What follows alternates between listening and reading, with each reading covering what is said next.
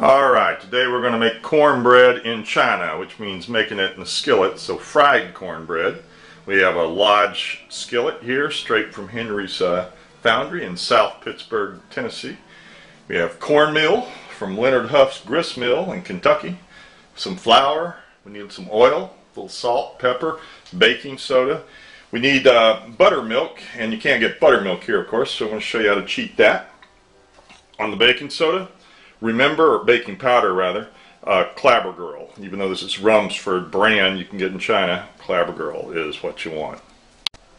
Okay, here's the trick for making buttermilk. Get some whole milk, put 1 cup of whole milk and a teaspoon of lemon juice or white vinegar, and let it sit for about 10 minutes, and you'll get a good facsimile of buttermilk. Alright, while our buttermilk is sitting there working, I'm going to put all of our dry ingredients together, the cornmeal, the flour, and our baking powder. I use about 1.5 cups of meal to 1 cup of flour. I like mine a little mealier than most.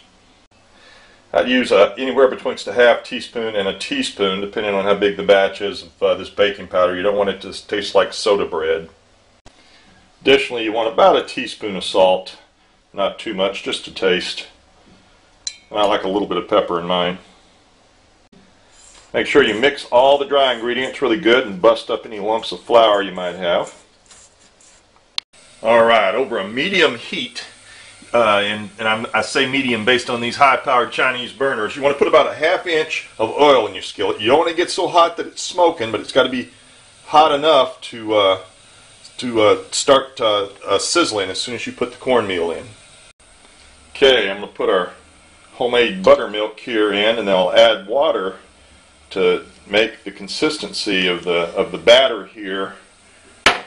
And you use your hands for a lot of this stuff because you got to form cakes out of it. And this is probably going to be about right.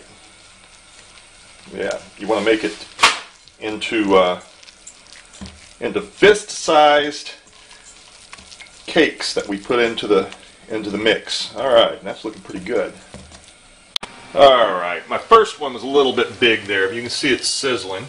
There's the second one's about right, so smaller fist-sized, I guess I should say.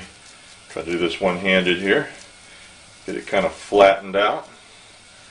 And it is a little bit sticky, of course. Put it right in. There you go. You see it sizzling. Smelling good.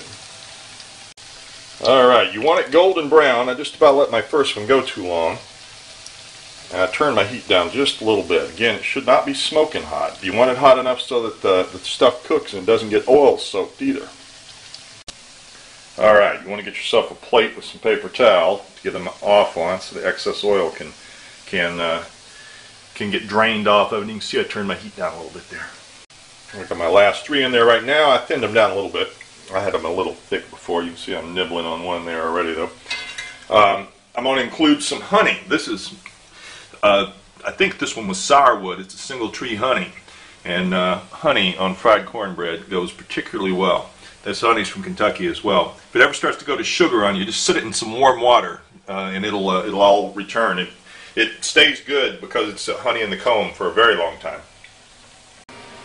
One of the reasons it's important to get your temperature right is when done right, there's hardly any oil in the bread at all. It seals just about as fast as you can put it in there. Looking good. So there you have it, fried cornbread made in China.